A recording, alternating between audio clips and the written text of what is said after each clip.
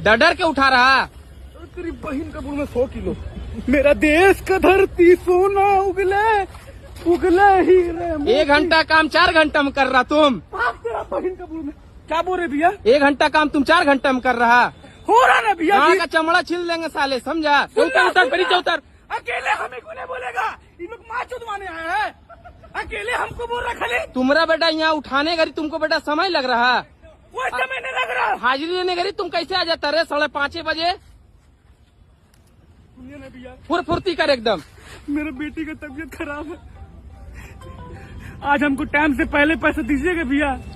पिछला रेक में तो थे बोला मेरा बहन का शादी है, मन लगा के आज तेरा बेटी का तबीयत खराब है। मेरा बेटी का नाक से खून नहीं कर रहा भैया। चलड़ा 4 रुपया बोरा ले लेना, इससे ज्यादा नहीं कर सकेंगे। 5 रुपया 5.5 रुपया कर दीजिए ना भैया। नहीं 4 रुपया, लास्ट 4 रुपया दे दीजिए भैया। उठ।